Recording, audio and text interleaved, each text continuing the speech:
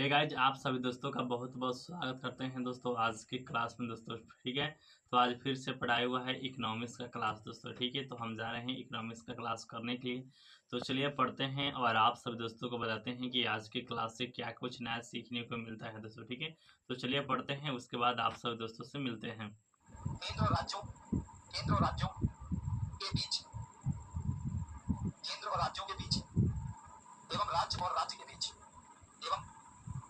राज्य के बीच असमानताओं असंतुलन। जैसा कि मैंने आपको बताया था कि हम क्लास कर रहे थे दोस्तों इकोनॉमिक्स का, तो हमारा क्लास सब कंप्लीट हो चुका है। अब बात करना है कि दोस्तों आज की क्लास की शुरुआत कैसे होती है और क्या क्या पढ़ाई हुआ है दोस्तों। ठीक है, तो आज की क्लास की शुरुआत हुई है दोस्तों जीएसटी परिषद से। जैसे कि आप सब दोस्तों को हमने पिछले वाले वीडियो में बताया ही था कि जीएसटी परिषद आर्टिकल नंबर 279 एक ए में दोस्तों है। तो इसके बाद यहीं पर क्लास को वाइंड अप कर दिया गया था, तो वहीं से आज की क्लास की शुरुआत हुई है दोस्तों। ठीक है, तो आइए आपको बताते हैं जो जीएसटी परिषद होता है यह काम क्या करता है दोस्तों। ठीक है, तो यह काम वह करता है दोस्तों। कहने का मतलब है कि जो जीएसटी को कैसे लागू करना है और जीएसटी को किस किस चीज़ को अंदर रखना है और किस किस चीज़ को बाहर करना है, इसके संबंधित जो नियम और कानून होता है वो आपका जीएसटी काउंसिल बनाता है दोस्तों। आप समझ चुके हैं। अब बात कर लेते हैं जीएसटी परिषद में सदस्य कौन कौन से होते हैं दोस्तों, इसका अध्यक्ष कौन होते हैं। तो अध्यक्ष तो दोस्तों वित्त आयोग के जो अध्यक्ष रहेंगे तो वहीं रहेंगे दोस्तों। ठीक है, वित्त आयोग के जो अध्यक्ष रहेंगे वहीं जीएसटी काउंसिल के अध्यक्ष रहेंगे। वहीं बात की जाए दोस्तों और कौन कौन इसमें सदस्य रहते थे, केंद्र राज्यों के जो वित्त मंत्री होते हैं वह सभी इसमें शामिल होते हैं दोस्तों। और सभी राज्यों के जो वित्त मंत्री शामिल होते हैं वह भी शामिल होते हैं इसमें दोस्तों। ठीक है, अब बात कर लेते हैं जो जीएसटी परिषद है मताधिकार का अधिकार कितना कितना परसेंट है दोस्तों। ठीक है, तो बात की जाए जीएसटी काउंसिल परिषद में मताधिकार का अधिकार, जीएसटी परिषद मताधिकार के अधिकार केंद्र के सदस्यों के पास कितना है, तो 1/3 है और राज्यों के सदस्यों के पास दोस्तों 2/3 है दोस्तों। ठीक है, अब बात कर लेते हैं जीएसटी का रेट कितना कितना परसेंट है और कैसे कैसे लगता है।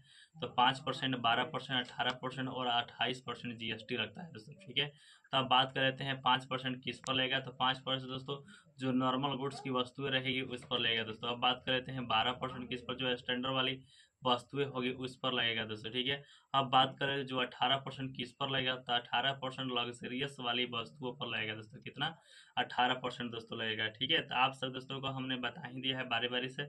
जो 28% है वह दोस्तों हाई क्लास जो होता है उस पर लगता है दोस्तों। ठीक है, अब बात कर लेते हैं दोस्तों जीएसटी होता है तो एक होता है केंद्र सरकार का जीएसटी, एक होता है राज्य सरकार का जीएसटी। केंद्र सरकार जीएसटी में आईजीएसटी और सीजीएसटी होता है और राज्य सरकार के जीएसटी में एसजीएसटी होता है दोस्तों। ठीक है, तो अब बात कर लेते हैं कि जो आपका सीजीएसटी और आईजीएसटी और एसजीएसटी है इसमें क्या क्या शामिल होता है दोस्तों। ठीक है, तो सबसे पहले हम बात करेंगे सीजीएसटी के बारे में दोस्तों। ठीक है, तो सीजीएसटी में 3 गो शामिल होता है। वह है दोस्तों, पहला दोस्तों सेंट्रल एक्साइज ड्यूटी यानी कि केंद्र उत्पादन शुल्क दोस्तों। दूसरे नंबर सीजीएसटी में शामिल होता है दोस्तों सेंट्रल एक्सरसाइज ड्यूटी, कहने का मतलब है केंद्र उत्पादन शुल्क। दूसरे नंबर पर होता है दोस्तों सर्विस टैक्स यानी कि सेवा कर। तीसरे नंबर पर शामिल होता है एडिशनल ड्यूटी ऑन एक्साइज कर दोस्तों। यह 3 शामिल होता है किसमें, सीजीएसटी में। अब बात कर लेते हैं आईजीएसटी के अंतर्गत कौन कौन से टैक्स शामिल होते हैं। तो पहला होता है दोस्तों सेंट्रल सेल टैक्स केंद्र बिक्री कर। दूसरा होता है दोस्तों काउंटर वेलिंग ड्यूटी कर। तीसरा होता है दोस्तों specially additional duty on custom tax दोस्तों। ठीक है, तो यह 3 शामिल होते हैं किसमें, तो आईजीएसटी में। अब बात कर लेते हैं कि ये दोनों थे केंद्र सरकार के टैक्स। अब बात कर लेते हैं जो राज्य सरकार का एसजीएसटी है इसमें कौन कौन शामिल होते हैं। तो इसमें शामिल होता है दोस्तों वैल्यू एडेड टैक्स यानी कि वैट। दूसरा होता है दोस्तों परचेज टैक्स जो हम लोग खरीदते हैं। तीसरा होता है दोस्तों लग्जरियस टैक्स। चौथा होता है दोस्तों एंट्री टैक्स दोस्तों। ठीक है, चुंगी कर। ये 4 शामिल होते हैं किसमें, एसजीएसटी में शामिल होते हैं दोस्तों। ठीक है, उसके बाद एक और पढ़ाई हुई जो हमारा जीएसटी है वह इनपुट टैक्स क्रेडिट होता है दोस्तों। कहने का मतलब है कि मान लीजिए कोई भी वस्तु हम खरीद रहे हैं दोस्तों। ठीक है, जो भी जीएसटी पे करते हैं उनको मालूम होगा दोस्तों। ठीक है, तो पहले जितने भी वस्तु पर सामान आएगा उसको हम लोग यूज कर ले। जैसे खान सर के एग्जांपल पर लिया जाए, खान सर ने कोई बैच लॉन्च किया, उस बैच से जितना भी पैसा आ रहा है उसमें अगर 18% काट लिया जाए जीएसटी। ठीक है, जीएसटी काटने के बाद अगर खान सर अपने कोचिंग में एसी लगाते हैं, कैमरा लगाते हैं, जो या माइक यूज करते हैं, जो आपका बोर्ड यूज करते हैं दोस्तों, डिजिटल बोर्ड, इन सारे पर जो GST लगा है उन सब को अगर माइनस कर दिया जाए, जो बचेगा वही खान सर को देना होगा GST में दोस्तों, ठीक है। तो जो माइनस होगा उसी उसी को हम लोग कहते हैं क्या, इनपुट टैक्स क्रेडिट, ठीक है। जितना टैक्स लगा उसमें से जितना माइनस हो गया, जो बचा उसको हम लोग कहेंगे इनपुट टैक्स क्रेडिट दोस्तों, ठीक है। अब बात कर लेते हैं कि जो GST होता है, उसमें जो GST होता है इसके संबंधित कानून कौन कौन से में बनता है दोस्तों, ठीक है। तो GST है भारत में जो GST है कर प्राधिकरण, यह क्या क्या होता है, तो एक होता है डायरेक्ट टैक्स के लिए और एक होता है इनडायरेक्ट टैक्स के लिए दोस्तों, ठीक है। डायरेक्ट टैक्स के लिए बात की जाए तो central board of direct tax है जो इसका निपटान करता है। दूसरा है दोस्तों इनडायरेक्ट टैक्स की बात करें, इनडायरेक्ट टैक्स में central board of indirect tax and custom दोस्तों, यह समाधान करता है इसके संबंधित जो भी विवाद होता है। अब बात कर लेते हैं भारत में कर संबंधित विवादों को सुलझाने के लिए दो गो स्कीम शुरू किया गया है दोस्तों। वह कौन कौन सी दो स्कीम है, आइए आपको बताते हैं। डायरेक्ट टैक्स के लिए एक स्कीम है जिसका नाम है दोस्तों विवाद से विश्वास तक, ध्यान दीजिएगा, विवाद से विश्वास तक।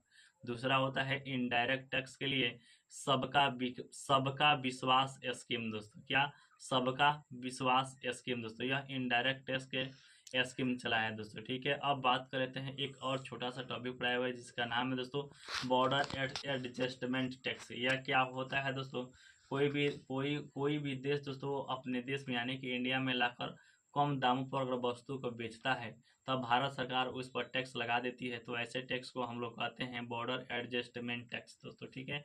एक और बहुत ही अच्छा सा टॉपिक पढ़ाया हुआ है जिसका नाम है क्या, गार कहने का मतलब है जनरल एंटी अवॉइडेंस रूल दोस्तों, ठीक है। तो यह क्या होता है, आइए आपको हम बारी बारी से अच्छा तरीका से समझाने का प्रयास करते हैं दोस्तों, ठीक है। यह भारत में 2012 और 2013 में आया। इसे लागू दोस्तों उस समय के राष्ट्रपति प्रणब मुखर्जी ने लागू किया था। और यह क्या होता है, जो DTA होता है, DTA के दुष्प्रभाव को रोकने के लिए इसे लाया गया था दोस्तों, ठीक है। अब बात कर लेते हैं कि DTA के अंतर्गत कौन कौन से शामिल होते हैं, यानी कि GAR। तो GAR होता है DTA के खिलाफ या तो कार्रवाई करता है, और इसमें कौन कौन से किस पर लागू होता है, गार। तो गार लागू होता है उस पर कि भारत का नागरिक होना चाहिए, और जो NRI है उस पर भी लागू हो जाएगा, जो विदेशी कंपनियां हैं उस पर भी यह लागू हो जाएगा दोस्तों, ठीक है। मान लीजिए जो भी कंपनी अगर गलती कर रही है, अगर पकड़ा रही है, तो उस पर एक कमीशन बैठेगा जिसका नाम है दोस्तों कौन, तो उसका नाम है दोस्तों IT कमिश्नर दोस्तों, ठीक है। तो IT कमिश्नर इस पर देखरेख करेगा, जांच पड़ताल करेगा, ठीक है। जो IT कमिश्नर होता है यह बाध्यकारी नहीं होता है दोस्तों, ठीक है। बात की जाए रिपोर्ट की यानी कि प्रूफ दिखाने की, तो प्रूफ दिखाता है जिस कंपनी का होता है उस कंपनी को प्रूफ दिखाना पड़ता है दोस्तों IT कमिश्नर को दोस्तों, ठीक है। अब मान लीजिए कि कोई भी कंपनी अगर IT कमिश्नर के सुझाव से अगर खुश नहीं है तो वह कहाँ कहाँ पे अपील कर सकती है, आइए उसको हम आपको बता देते हैं दोस्तों, ठीक है। तो पहला होता है दोस्तों DRP कहने का मतलब दोस्तों डिस्ट्रीब्यूट रेगुलेशनल पैनल दोस्तों, ठीक है। तो यहाँ पे वो अपनी शिकायत कर सकती है, और इससे भी वह संतुष्ट नहीं है तो वह जा सकती है ITAT में, कहने का मतलब है इनकम टैक्स अपीलेटी ट्रिब्यूनल में जा सकती है। अगर आप इससे भी संतुष्ट नहीं है तो आप हाई कोर्ट जा सकते हैं, अगर आप इससे भी संतुष्ट नहीं है तो आप सुप्रीम कोर्ट जा सकते हैं दोस्तों, ठीक है। तो यहीं पे यह चैप्टर समाप्त हो जाता है दोस्तों, ठीक है। उसके बाद एक और नया चैप्टर इसी क्लास में शुरू हुआ है दोस्तों, ठीक है। तो आइए उसको बता देते हैं जिसका नाम है फाइनेंशियल दोस्तों, ठीक है। क्या नाम है दोस्तों, फाइनेंशियल कमिश्नर दोस्तों, यानी कि वित्त आयोग, ठीक है। आप समझ चुके। अब बात कर लेते हैं वित्त आयोग काम क्या करता है। फर्स्ट वित्त आयोग कौन थे इसको आइए आप, थोड़ा सा वीडियो लंबा हो रहा है तो आप वीडियो को पूरा देखिएगा तभी आप सब दोस्तों को अच्छे से समझ में आएगा, तब तक आप चैनल को सब्सक्राइब कर लीजिए। अब बात कर लेते हैं वित्त आयोग की। तो वित्त आयोग का काम क्या होता है दोस्तों, वित्त आयोग का काम यह होता है दोस्तों केंद्र और राज्यों के बीच संतुलन बनाकर रखना, और साथ ही साथ राज्यों के बीच जो टैक्स आता है, ठीक है, उस टैक्स का सही तरीका से बंटवारा होना ही इसका वित्त आयोग का काम मुख्य होता है दोस्तों, ठीक है। अब बात करते हैं जो वित्त आयोग होता है इसकी स्थापना कब होती है, तो 22 नवंबर 1951 को इसकी स्थापना होती है। यह एक संवैधानिक निकाय है जिसकी चर्चा आर्टिकल नंबर 280 में दिया गया है। यह दोस्तों राष्ट्रपति द्वारा बनाया गया था। यह अपनी सिफारिशों को राष्ट्रपति के लिए बाध्यकारी नहीं होता है दोस्तों। अब बात कर लीजिए जो प्रथम वित्त आयोग थे कौन थे, तो प्रथम वित्त आयोग का नाम था केसी नियोगी, जिनका कार्यकाल था 1952 से 57 तक। जो वर्तमान में बात की जाए तो वर्तमान में 15वां वित्त आयोग चल रहा है, कौन सा है, तो 21 से 26 वाला है। एक साल कोरोना आ गया था, इसलिए इसका एक साल एक्सटेंड हुआ है दोस्तों। ठीक है, अब बात करें 15वां वित्त आयोग के अध्यक्ष कौन है। तो 15वां वित्त आयोग के अध्यक्ष हैं दोस्तों कौन है, तो NK सिंह जी है दोस्तों। ठीक है, अब बात कर लेते हैं जो 12वां है। तो 12वां के हैं दोस्तों C रंगराजन, जिनका कार्यकाल था 2005 से लेकर 10 तक। 13वां वित्त आयोग के अध्यक्ष से विजय L केलकर, जिनका काल था दोस्तों 10 से लेकर 15 दोस्तों। ठीक है, 14वें के थे वित्त आयोग के YB रेड्डी, जिनका कार्यकाल था 15 से 20। और 15वें के थे दोस्तों NK सिंह, जिनका कार्यकाल था 21 से लेकर 26 तक दोस्तों। ठीक है, अब बात कर लेते हैं 15वें वित्त आयोग और 16वें वित्त आयोग में कौन कौन से सदस्य, कौन कौन से अध्यक्ष है, आइए आपको बताते हैं। जो 15वें वित्त आयोग है उनके अध्यक्ष हैं दोस्तों वर्तमान में NK सिंह। वहीं बात किया 16वें के अध्यक्ष है अरविंद पनगटिया। 16वां वित्त आयोग 2026 से 2031 तक रहेगा। बात की जाए 15वें वित्त आयोग के सचिव की, तो सचिव हैं दोस्तों अरविंद मेहता। वहीं बात की जाए 16वें में है दोस्तों ऋतिक रंजन पांडे। वहीं बात की जाए अन्य सदस्य की, तो अन्य सदस्य में शामिल हैं दोस्तों, पहले हैं अजय नारायण झा, दूसरे हैं दोस्तों अनूप सिंह, तीसरे हैं दोस्तों अशोक लहरी, चौथे हैं रमेश चंद्र। और यहीं बात की जाए आपका 16वें वित्त आयोग के अन्य सदस्य की, इसमें भी शामिल है अजय नारायण झा, दूसरे नंबर पर है एंड्रू जॉर्ज मैथ्यू, तीसरे नंबर पर है मैथ्यू पांडे, चौथे नंबर पर सोमिया कांटी पांडे दोस्तों। ठीक है, तो ये आपको हमने अच्छा तरीका से समझा दी इसमें कौन कौन से सदस्य हैं। अब थोड़ा सा पढ़ाई हुआ है दोस्तों। ठीक है, जो आपका वित्त आयोग होता है, जो आपका वित्त आयोग होता है वो 2 प्रकार से टैक्स को बांटता है। ठीक है, कैसे बांटता है आइए आपको बताते हैं। एक होता है दोस्तों वर्टिकल, दूसरा होता है दोस्तों हॉरिजेंटल। जो वर्टिकल होता है पैसा केंद्र से राज्य की ओर जाता है, वहीं आपका हॉरिजेंटल होता है तो राज्य के बीच पैसा जाता है दोस्तों। ठीक है, आप समझ चुके हैं। उसके बाद पढ़ा हुआ है वित्त आयोग द्वारा क्षैतिज जो वितरण हुआ है पैसा, वह कैसे कैसे हुआ है दोस्तों। ठीक है, तो 14वां वित्त आयोग और 15वां वित्त आयोग पर हम डिटेल से बात कर लेते हैं 1 मिनट के अंदर में। ठीक है, तो जो इसमें 14वां वित्त आयोग है, इसमें शामिल क्या क्या होता है ताकि आपको बताते हैं। 14वां वित्त आयोग में शामिल हुआ है दोस्तों इनकम डिस्टेंस कितना 50% में पैसा मिलेगा।